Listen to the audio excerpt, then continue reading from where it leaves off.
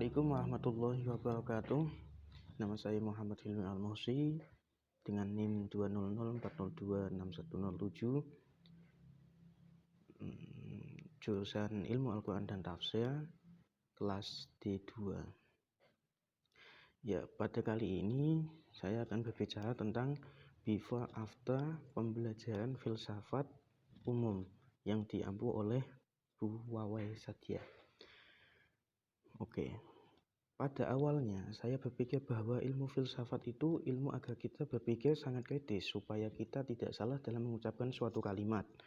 Saya pernah beranggapan bahwa filsafat dapat membahayakan keimanan saya karena filsafat ini dilandaskan pada sesuatu yang rasional saja.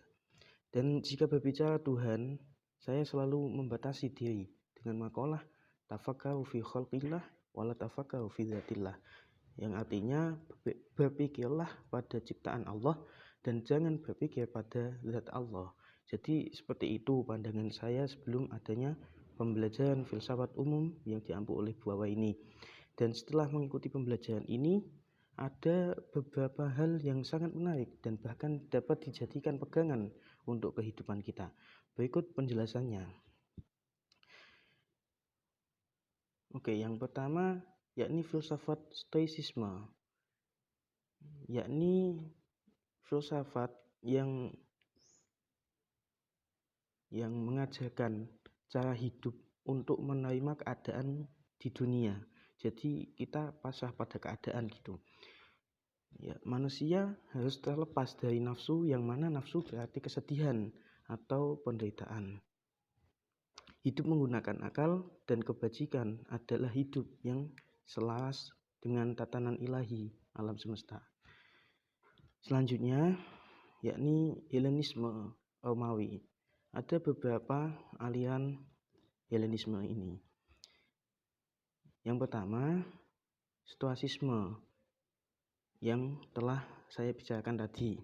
Yang kedua, Epikure, yakni kebahagiaan manusia adalah tujuan utama. Jadi kebalikannya dari Stoasisme.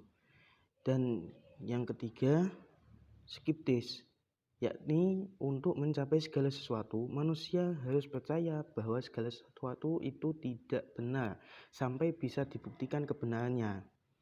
Jadi jika tidak ada bukti otentik, ya itu berarti tidak bisa diterima oleh akal gitu maksudnya. Jika tidak ada bukti otentik, jadi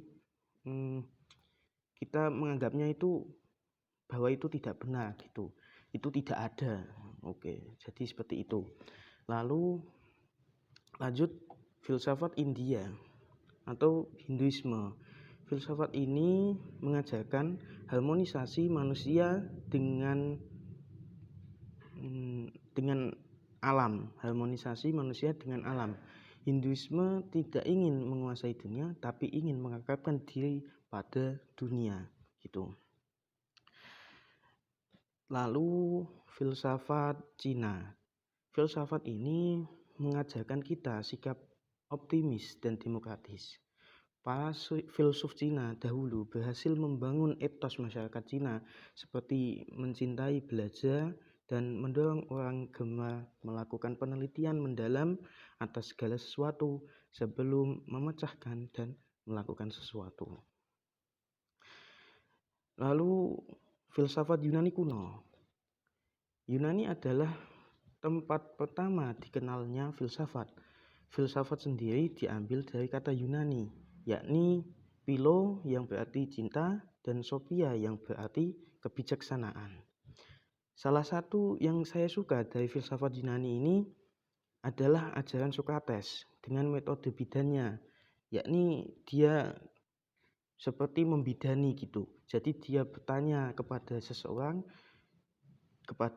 yang mempunyai masalah itu, dia bertanya